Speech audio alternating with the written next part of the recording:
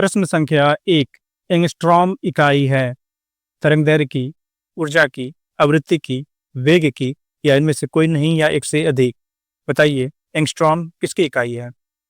इसमें आपको बता दें कि तरंगदैर्घ्य का मापन एंगस्ट्रॉम में किया जाता है।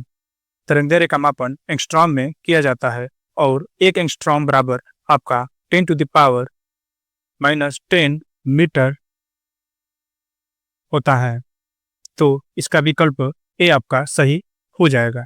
चलिए देखते हैं अगला प्रश्न। प्रश्न संख्या 2 प्रकाश वर्ष किसकी इकाई है। आपकी समय की, गति की, दूरी की या प्रकाश की तीव्रता की या इनमें से कोई नहीं या एक से अधिक। तो आपका प्रकाश द्वारा एक वर्ष में तय की गई दूरी को एक प्रकाश वर्ष कहते हैं और एक प्रकाश वर्ष बराबर आपका होता है 9.46 गुणे 10⁻15 मीटर। तो इसका जो सही जवाब हो जाएगा विकल्प सी यानी दूरी की। चलिए देखते हैं अगला प्रश्न। प्रश्न संख्या 3 प्रकाश वर्ष इकाई है।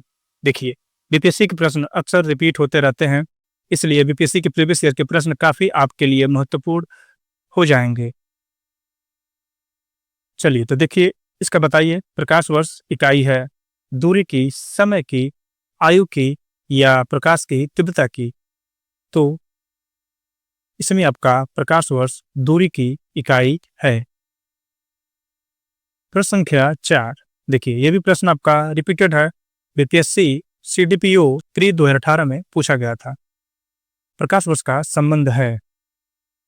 तो आपके विकल्प हैं ऊर्जा से, चाल से, दूरी से या तीव्रता से। तो इसमें ध्यान दीजिएगा प्रकाश वर्ष खगोलीय दूरी का मापक है जिसका तारों और ग्रहों के बीच की दूरी का आकलन करने के लिए किया जाता है। एक पॉइंट और याद रखिए कि एक प्रकाश वर्ष बराबर प्रकाश द्वारा निर्वात में एक वर्ष में तय की गई दूरी, यानी कि एक प्रकाश वर्ष बराबर आपका प्रकाश द्वारा निर्वात में एक वर्ष में तय की गई दूरी होती है।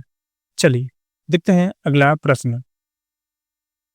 प्रश्न संख्या आपका 5 निम्नलिखित में से कौन सी मूल भौतिक राशि है। बल भी है, वेग भी है, कार्य भी है और विद्युत धारा भी है। चलिए अब बताइए इसका सही जवाब क्या होगा। इसमें आपकी जो लंबाई, द्रव्यमान, समय, ताप, विद्युत धारा और ज्योति तीव्रता तथा पदार्थ की परिमाण, ये आपकी टोटल 7 मूल भौतिक राशियां होती हैं।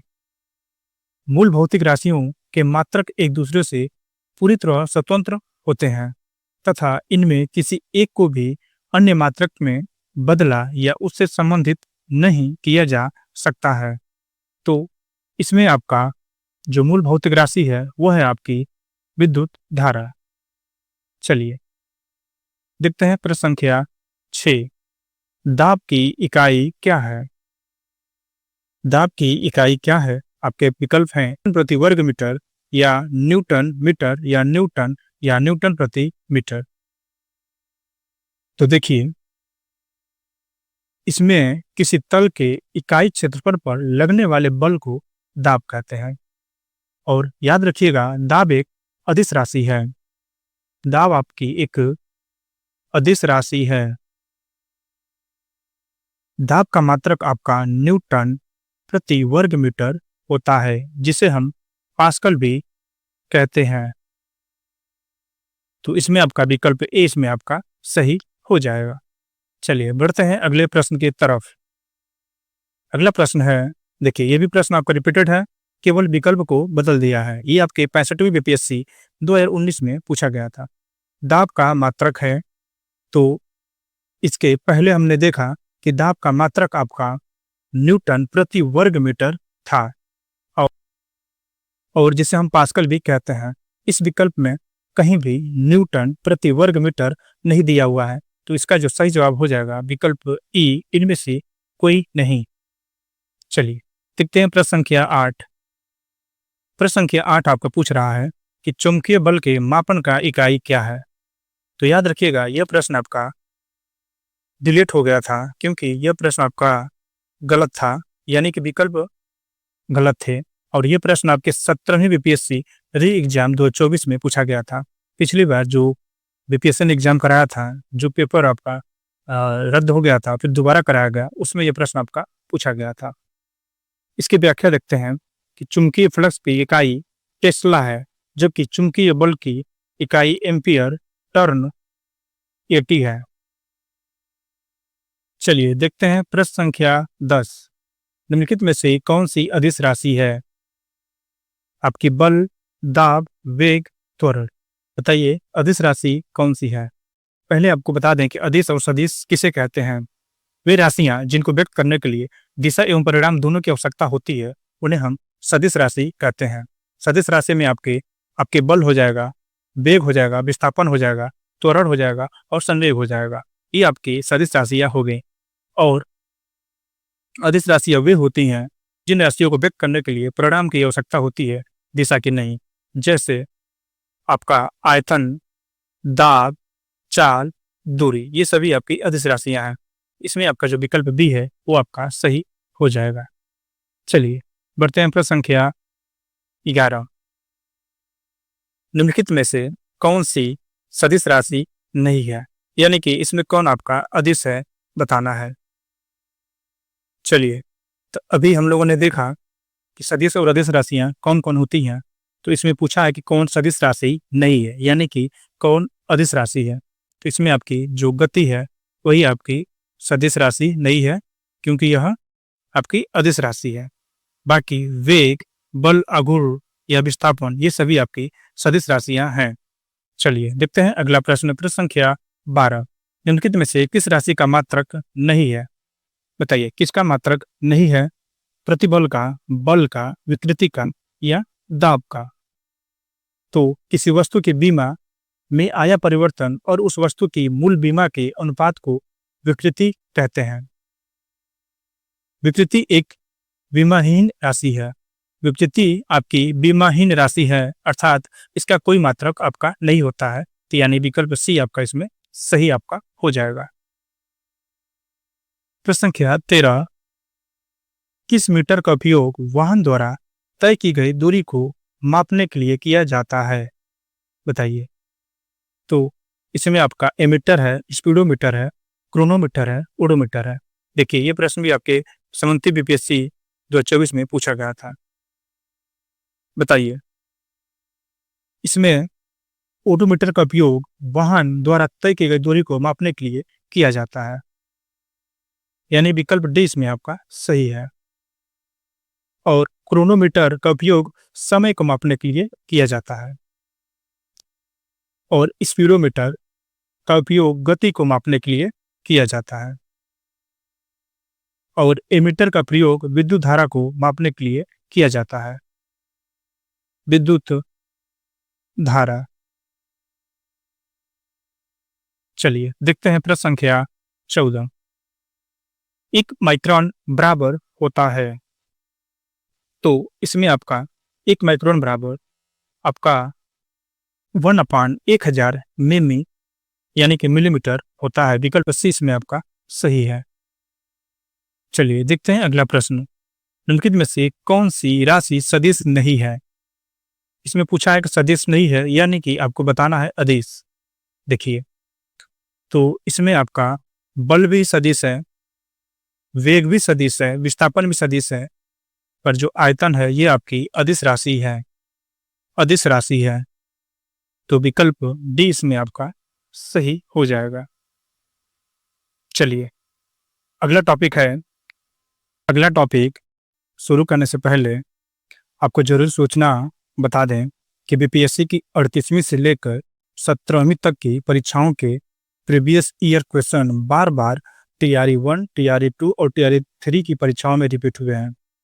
अगर आप टीआरई 4 या 71वीं बीपीएससी परीक्षा की तैयारी कर रहे हैं तो इन प्रीवियस ईयर प्रश्न को जो हम करा रहे हैं इसको ध्यान से आप देखिए, क्योंकि बार बार यह प्रश्न आपके पूछे गए हैं।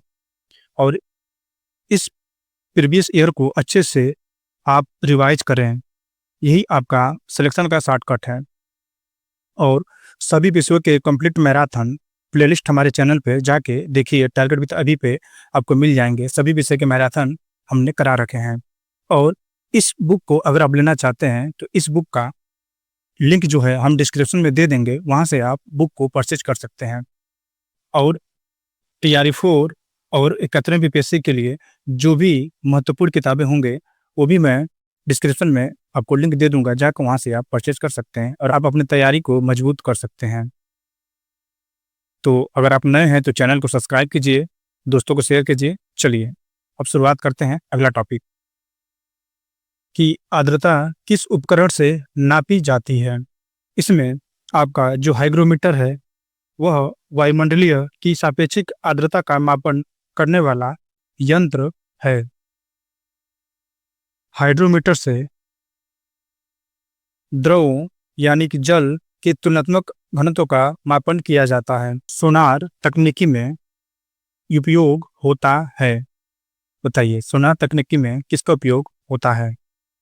इसके बारे में आपको बता दें कि सोनार यानी कि साउंड नेविगेशन एंड रेंजिंग एक ऐसी तकनीकी है जिसका उपयोग महासागरों के अन्वेषण, खोज तथा मानचित्रण में किया जाता है। इस तकनीकी में अल्ट्रासोनिक तरंगों का उपयोग किया जाता है। अल्ट्रासोनिक आपकी उच्च आवृत्ति वाली ध्वनि तरंगें होती हैं और इन तरंगों की आवृत्ति आपकी 20 किलो हर्ट्ज से अधिक होती है। तो इसमें जो विकल्प दिए गए हैं आपका कोई भी सही नहीं है, तो आपका इनमें से डी हो जाएगा, उपरोक्त में से कोई नहीं। आपका सोनार तकनीकी से एक प्रश्न आपका TRE 3 में PRT में आया हुआ था, काफी विवादित था, जो कि उसका उत्तर बीपीएससी ने जो माना और आंसर की जब कोचिंग वालों ने जारी किया पूरा बदल गया।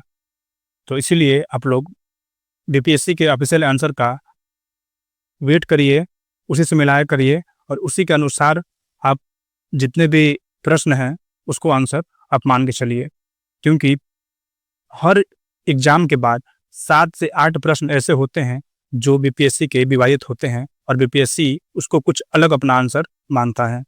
चलिए देखते हैं अब अगला प्रश्न। प्रश्न संख्या 3।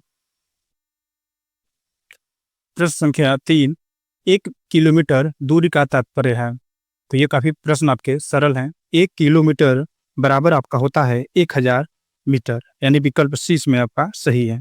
और 100 मीटर बराबर होता है आपका 1 हेक्टोमीटर और 1000 सेंटीमीटर बराबर होता है आपका 1 डेकामीटर और 100 सेंटीमीटर बराबर होता है आपका 1 मीटर। यह जो पैमाना है आप याद रखें। चलिए देखते हैं अगला प्रश्न। प्रश्न संख्या 4। 1 पिकोग्राम बराबर होता है 10⁻⁶ ग्राम के, 10⁻⁹ ग्राम के या 10⁻12 ग्राम के या 10⁻15 ग्राम के। बताइए। तो 1 पिकोग्राम आपका 10⁻12 ग्राम के बराबर होता है, यानी कि विकल्प सी इसमें आपका सही हो जाएगा। चलिए प्रश्न संख्या 5। निम्नलिखित में से कौन सा सही सुमेलित नहीं है। बताइए इसमें से कौन सा आपका सुमेलित सही नहीं है। इसमें जो आपकी वोल्ट मीटर है यह विभवांतर का, ये भी आपका सुमेलित है। एमीटर विद्युत धारा ये भी आपका सही है। पोटेंशियोमीटर विद्युत वाहक बल ये भी सही है। पर गैल्वेनोमीटर विद्युत प्रतिरोध ये विकल्प आपका सही नहीं है। तो यानी यही आपका सही जवाब हो जाएगा, क्योंकि गैल्वेनोमीटर का उपयोग एक छोटी विद्युत धारा को डिटेक्ट करने हेतु किया जाता है। एक विद्युत मतलब कि एक छोटी विद्युत धारा को डिटेक्ट करने हेतु किया जाता है। और विद्युत प्रतिरोध का मापन आपका ओम मीटर होता है, इसका ओम मीटर होता है।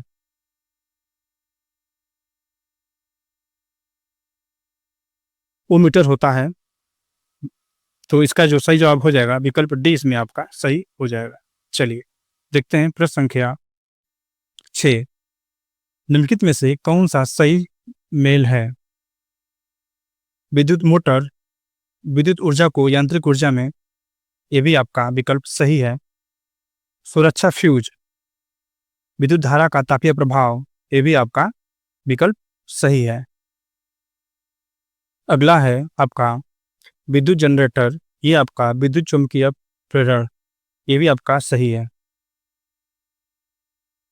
कि तीनों आपके जो विकल्प हैं ये सही हैं, तो इसमें आपका जो सही जवाब हो जाएगा उपरोक्त में से एक से अधिक विकल्प डी, क्योंकि विद्युत मोटर विद्युत ऊर्जा को यांत्रिक ऊर्जा में परिवर्तित करता है, ये भी सही है।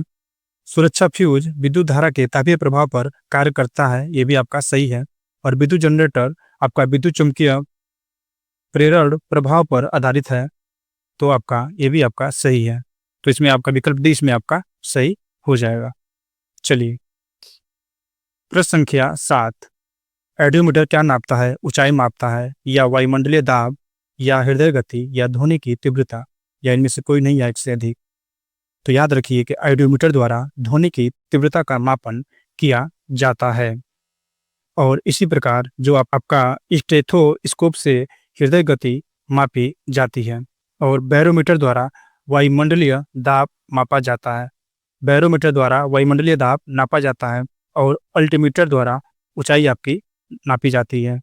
तो चारों विकल्प के बारे में मैंने आपको बता दिया, इसको याद रखिएगा। ये प्रश्न काफ़ी आपके लिए महत्वपूर्ण है, इसको आप अच्छे से याद करिए। चलिए बढ़ते हैं अगले प्रश्न की तरफ। घड़ी में समय नापा जाता है, बताइए। आपके विकल्प आपके स्क्रीन पे ये रहा, इसमें से कौन सा विकल्प सही हो जाएगा आप बताइए। देखिए, घड़ी में समय क्वार्टज क्रिस्टल द्वारा मापा जाता है, और घड़ियों में प्रयुक्त जो क्वार्टज क्रिस्टल जो बने होते हैं वो आपके सिलिकॉन डाइऑक्साइड का होता है, मतलब बने होते हैं। और क्वार्टज क्रिस्टल एक पीजो इलेक्ट्रॉनिक पदार्थ होता है। तो यानी इसमें विकल्प ए आपका इसमें सही हो जाएगा कि घड़ी में समय नापा जाता है क्वार्टज क्रिस्टल द्वारा। चलिए प्रश्न संख्या 9, एक जिप्टो बराबर है, बताइए। ये विकल्प आपके स्क्रीन पे ये रहे। एक जिप्टो बराबर आपका हो जाएगा 10 पे 10 की घाते -21, विकल्प सी इसमें आपका सही है। चलिए अगला प्रश्न है प्रश्न संख्या 10, पेंडुलम घड़ी की समयावधि यानी कि दोलन काल होती है, बताइए किसके बराबर होती है? वो होती है आपकी 2 सेकंड, 2 सेकंड के बराबर आपकी होती है।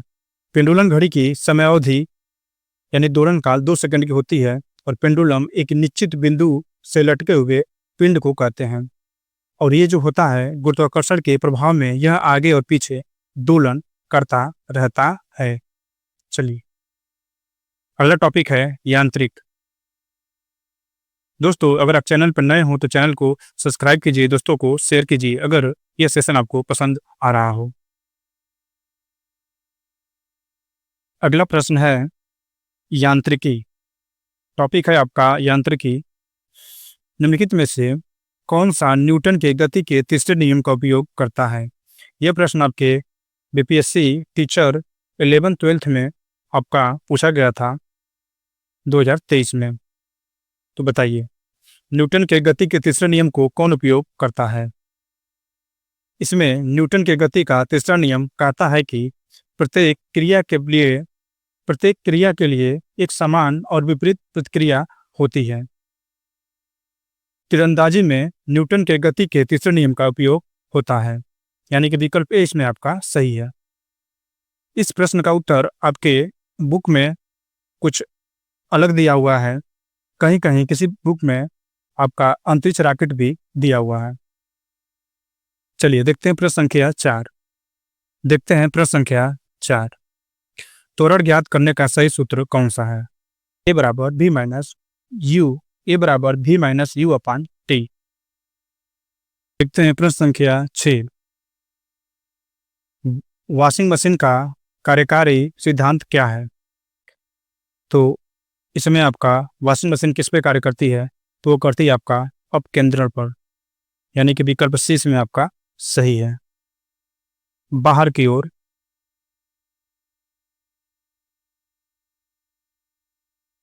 अर्थात केंद्र से बाहर की ओर होती है, अपकेंद्रीय बल कहलाता है। कपड़ा साफ करने की मशीन और दूध से मक्खन निकालने वाली मशीन, ये सभी आपकी अपकेंद्रीय बल के सिद्धांत पर कार्य करती हैं। पदार्थ के संवेग और वेग के अनुपात से कौन सी भौतिक राशि प्राप्त की जाती है? पदार्थ के संवेग और वेग के अनुपात से आपकी जो भौतिक राशि प्राप्त की जाती है वह है आपका द्रव्यमान, यानी विकल्प सी इसमें आपका सही हो जाएगा। किसी वस्तु को स्थिर वेग पर बनाए रखने के लिए आवश्यक बल है, वो आवश्यक बल क्या है? बताइए। प्रश्न संख्या 8 का उत्तर बताइए क्या हो जाएगा। तो इसमें किसी वस्तु को स्थिर वेग पर बनाए रखने के लिए आवश्यक बल आपका शुद्ध बल होता है। किसी वस्तु की स्थिर अवस्था या उसकी गति की अवस्था या विरोध करने की प्रवृत्ति जड़त्व के रूप में परिभाषित होती है। तो किसी वस्तु के स्थिर वेग पर बनाए रखने के लिए आवश्यक बल है वो है आपका शुद्ध बल। चलिए प्रश्न संख्या 9, बॉल बेयरिंग का उपयोग स्थैतिक घर्षण को निम्नलिखित में से किसमें परिवर्तित करने के लिए किया जाता है? रोलिंग घर्षण बल, कर्षण यानी ड्रैग, या सर्पी घर्षण, या उपरोक्त में से एक से अधिक, या इनमें से कोई नहीं। प्रश्न संख्या 9 का जो सही जवाब हो जाएगा वो है आपका रोलिंग घर्षण। क्योंकि बॉल बेयरिंग छोटी आपकी गेंदनुमा यानी कि गोलाकार संरचना होती है। एक गेंद में संपर्क बल की सतह सिर्फ एक बिंदु होता है, जिसके परिणाम स्वरूप बहुत कम रोलिंग घर्षण होता है। चलिए प्रश्न संख्या 10, फुटबॉल के खेल में एक गोलकीपर फुटबॉल को गोल में पकड़ने के बाद अपने हाथों को पीछे की ओर खींचता है। यह गोलकीपर को किस प्रकार का सक्षम बनाता है? बताइए। प्रश्न संख्या 10 का सही जवाब बताइए, विकल्प आपके सामने है। तो याद रखिए कि अपने हाथों को पीछे की ओर खींचकर गोलकीपर गेंद को पकड़ने का जो समय होता है उसे बढ़ा देता है। समय बढ़ाकर वह इस गेंद पर लगने वाले बल यानी कि संवेग परिवर्तन की दर को कम कर देता है, यानी कि संवेग परिवर्तन की दर को कम कर देता है। विकल्प ए इसमें आपका सही जवाब है। चलिए प्रश्न संख्या 11, केंद्राभिमुखी बल किसके लिए जिम्मेदार है? बताइए। आपका अंतरिक्ष में वस्तु की स्वतंत्र गति का, या वस्तु को वृत्ताकार पथ पर गतिमान रखना, या वस्तु को सीधी रेखा के साथ उड़ाना, या उपरोक्त में से एक से अधिक, या इनमें से कोई नहीं। प्रश्न संख्या 11 का आपको बता दें कि एक समान वृत्तीय गति में गति स्थिर होती है। एक समान वृत्तीय गति में गति स्थिर होती है, लेकिन दिशा बदलती है। दिशा या वेग बदलने के लिए जिस बल की आवश्यकता होती है उसे हम अभी केंद्र बल कहते हैं। उदाहरण के लिए आप समझिए कि यदि किसी डोरी से बंधे हुए पत्थर को कोई व्यक्ति घुमाता है तो वहां अभिकेंद्रीय यानी कि केंद्राभिमुखी बल कार्य करता है। केंद्राभिमुखी बल कार्य करता है, यानी कि विकल्प डी इसमें आपका सही हो जाएगा, वृत्त को वृत्तापथ पर गतिमान रखना। चलिए देखते हैं अगला प्रश्न। प्रश्न संख्या 12, निम्नलिखित में से किस ऊर्जा परिवर्तन में घर्षण बल शामिल होता है? यानी कि गतिज ऊर्जा से ऊष्मा ऊर्जा में परिवर्तन आपका सही हो जाएगा। एक बस सीधे रास्ते पर चल रही है और अचानक दाईं ओर एक तेज मोड़ लेती है। बस में बैठे यात्री किधर आपके झुकेंगे? दाईं ओर झुकेंगे, आगे की ओर गिरेंगे, या बाईं ओर झुकेंगे, या उपरोक्त में से कोई नहीं, या एक से अधिक। तो देखिए, जब बस सीधे रास्ते पर चल रही है तो अचानक दाईं ओर तेज मोड़ लेती है, तो जब दाईं ओर तेज मोड़ लेगी तो बाईं ओर आपके झुकेंगे, क्योंकि जब बस तीव्र गति से दाईं ओर मुड़ती है तो बस का जड़त्व बदल जाता है, लेकिन यात्रियों का जड़त्व अभी भी सीधी दिशा की ओर रहता है। तो इसलिए यात्री बाईं की ओर झुक जाएंगे, यानी झुक जाते हैं। तो बाईं ओर झुकेंगे। विकल्प सी इसमें आपका सही हो जाएगा। प्रश्न संख्या 14। एक क्षैतिज वृत्त में स्थिर चाल से घूम रहे पिंड के लिए निम्नलिखित में से कौन सा स्थिर हो रहेगा? जो गतिज ऊर्जा है वो आपकी स्थिर रहेगी। विकल्प डी इसमें आपका सही हो जाएगा। देखते हैं प्रश्न संख्या 15। आपेक्षिकता का सिद्धांत इनमें से किस वैज्ञानिक ने प्रस्तुत किया था? बताइए किसने प्रस्तुत किया था? इसमें आपका आपेक्षिकता का सिद्धांत अल्बर्ट आइंस्टीन ने प्रस्तुत किया था। इस सिद्धांत के अनुसार E बराबर mc², जहां E आपकी ऊर्जा, m द्रव्यमान तथा c प्रकाश का वेग है। बल को न्यूटन में और दूरी को मीटर में प्रदर्शित किया जाए तो किए हुए कार्य को प्रदर्शित किया जाएगा। ध्यान दीजिए कि किसी वस्तु का बल लगाकर उस वस्तु को बल की दिशा में विस्थापित करने की प्रक्रिया को कार्य कहते हैं। यह एक आपकी अदिश राशि है, यानी कि कार्य जो है आपकी अदिश राशि है और कार्य बराबर होता है बल गुणे बल की दिशा में हुआ विस्थापन। यदि बल को न्यूटन में और दूरी को मीटर में प्रदर्शित किया जाए तो किए हुए कार्य को हम जूल में प्रदर्शित करेंगे। इसमें जूल में प्रदर्शित करेंगे, यानी कि विकल्प ए इसमें आपका सही हो जाएगा। चलिए देखते हैं प्रश्न संख्या 17। कार्य का एसआई इकाई है। तो कार्य का जो एसआई इकाई है वो है आपका जूल। कार्य की एसआई इकाई जूल है। कार्य की इकाई जूल भौतिक विज्ञानी जेम्स प्रेस्कॉट जूल के नाम पर रखा गया था। क्या नाम था उनका? जो भौतिकी विज्ञानी थे जेम्स प्रेस्कॉट जूल के नाम पर रखा गया था। और कार्य जो एक है आपका ये आपका अदिश राशि है। बल और विस्थापन के गुणनफल को कार्य के रूप में परिभाषित किया जाता है। तो W बराबर इसमें आपका F × S हो जाएगा। तो 24 में आपका जो सही जवाब है विकल्प सी, कार्य का एसआई इकाई आपका जूल। चलिए दोस्तों, इस सेशन को यहीं समाप्त करते हैं। अगर आपको यह सेशन पसंद आया तो वीडियो को लाइक जरूर करें और चैनल को सब्सक्राइब करके बेल आइकन भी दबा दीजिए। और ये मेरे चैनल के प्लेलिस्ट है जो सभी विषयों के मैराथन इसमें कराए गए हैं। पसंद आए तो जाके वहाँ आप देख सकते हैं। और ऐसे ही प्रश्नों के लिए जुड़े रहिए हमारे साथ। चलिए मिलते हैं अगले वीडियो में, तब तक के लिए धन्यवाद।